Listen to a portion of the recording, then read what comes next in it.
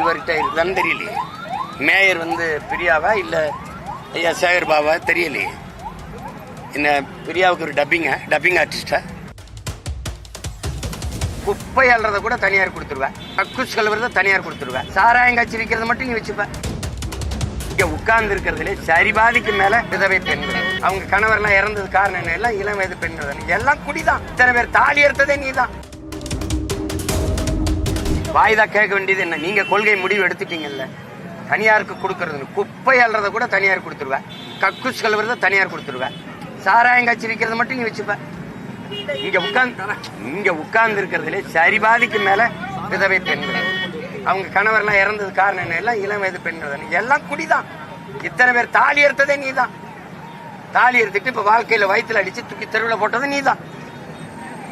இவங்க அள்ளிய குப்பை அந்த பக்கம் கிடக்குது, குப்பையை ஆள்றவன் இந்த பக்கம் குப்பையா கிடக்குறான். கேட்டா நாங்க எந்த குறையும் சொல்ல முடியாம ஆச்சுங்கிறோம். இவ்வளவு பேர் வயிற்றுல பசியோடு கண்ணீரோடு நின்று கதறது காதுல விழல. தங்கச்சி கேட்கறாங்க, என்ன கோரிக்கை வைக்கிறீங்க? நீங்க கேட்கறீங்க, நாங்க வச்சாதான் அந்த கோரிக்கை உங்களுக்கு தெரியுமா? இவங்க கோரிக்கை என்னன்னு தெரியாது. இந்த துறை சார்ந்த அமைச்சர் ஏன் வந்து இந்த மக்கள்கிட்ட என்னன்னு கேட்கல? இந்த ஏரியாவில் இருக்கக்கூடிய அமைச்சர் தான் இதை வந்து பேச்சுவார்த்தையில் ஈடுபடுறாரு. பகுதியில் இருக்கக்கூடிய அமைச்சர் துறை சார்ந்த அமைச்சர் வரைக்கும் வரல. ஏன் இருக்கக்கூடிய ஒரு 15,000-20,000 பேருக்கு இப்ப அறநிலைத்துறையில அண்ணன் கேட்கிறேன், அறநிலைத்துறையில அந்த பகுதியில் இருக்கிற அமைச்சர் போய் தலையிட்டு அவர் ஏற்பாரான்னு கேட்கிறேன். இவர் தான் பண்றாரு. அதுதான் யாரு கையில? ஐயா நேரு கையில இந்த அமைச்சகம் இருக்கா, அந்த துறை இருக்கா? இதுல இவர்கிட்ட இருக்குதான்னு தெரியலையே. மேயர் வந்து பிரியாவா இல்ல ஐயா சேகர் பாபா தெரியலையே. என்ன பிரியாவுக்கு ஒரு டப்பிங் ஆர்டிஸ்டா? அந்த அம்மா நிக்குது, நீங்களே பேசிருக்கீங்க.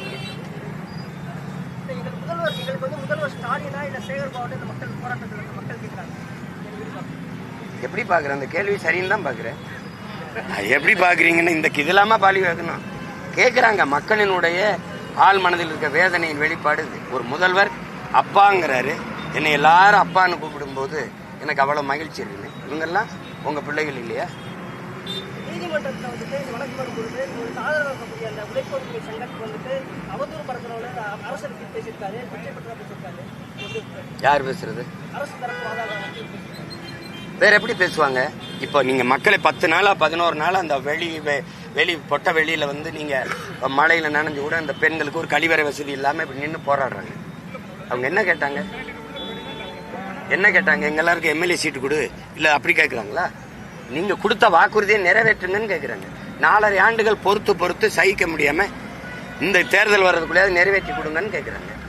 அவருக்கு ஆதரவு நிற்கும் போது அரசை எதிர்த்து பேச நான் கூட தான் பேசுறேன். அவருக்காக உழைக்கும் மக்கள் உரிமைக்காக நிக்கிற தம்பி வழக்கறிஞர் பாரதி, அவர் மேல அந்த மக்களின் குரலை தான் அவர் பிரதிபலிக்கிறார். அப்ப அதுல என்ன அரசுக்கு எதிராக பேசுறது? எப்படி? அரசு என் கோரிக்கையை, நியாயமான கோரிக்கையை ஏற்கலைன்னா நான் எழுப்புகிற முழக்கமும் வைக்கிற போராட்ட கோரிக்கையும் அரசுக்கு எதிராக தான் இருக்கும். இது கூட தெரியாதா?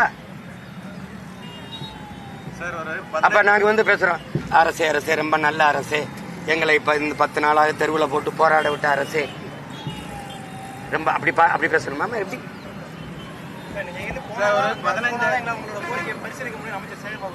போனா என்ன நடக்கும்?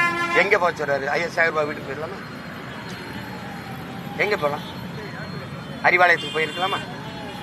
அங்க போயிருக்கலாமா? இருக்கும் போதே நீ ஏற்று பார்க்க மாட்ட. மாநகராட்சி இந்த பில்டிங்ல, இந்த கட்டடத்து ரிப்பன் பில்டிங் முன்னாடி என்ன இங்கதானே என்னுடைய அலுவலகம் தானே. 15,000 பேருக்கு சம்பளம் போட முடியாத ஒரு மாநகராட்சி எதுக்குன்ற ஒரு கேள்வி வருது. கிட்டத்தட்ட ஒரு 5,000 கோடிக்கு மேல வரி வசூல் செய்யக்கூடிய ஒரு மாநகராட்சி ஆண்டுக்கு ஏன் உங்களால சம்பளம் போட முடியல? அப்புறம் எதுக்கு இந்த மாநகராட்சின்ற ஒரு கேள்வி முன்வைக்கிறாங்க மக்கள். நானும் அதை தான் வைக்கிறேன், நான் தான் வச்சேன் முதல்ல. அதுல என்ன அந்த கேள்வியில என்ன தவறு இருக்குன்னு சொல்லுங்க தம்பி, நீங்களே சொல்லுங்க. இவ்வளவு பெரிய கட்டடம், இதுக்கு ஒரு நிர்வாகம், அது யாரை நிர்வகிக்க? ஒரு 20 IAS ஆபீசர் இருக்காங்க.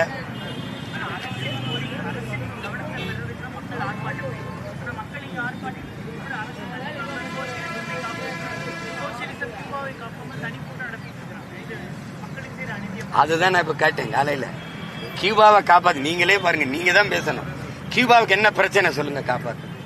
உங்களுக்கு வாக்கு செலுத்தி ஆள வச்ச மக்கள் உன் நாட்டு குடிகளை காப்பாற்ற துப்பு இல்ல, நீ கியூபாவை காப்பாற்ற போறேன்னு பேசுறது இந்த மாதிரி உலகத்துல ஏதாவது ஒரு பைத்தியக்காரத்தனை இருக்கான்னு பாருங்க. சம்பளம் போடலைன்னா இது வந்து எப்படி சொல்றது, ஒரு ஊழலை செய்யறதுக்கான முயற்சியா அந்த மக்கள் மீது இல்ல இவங்களுக்கு என்ன இப்படி ஒரு கேள்வியை நீங்க கேக்குறீங்க?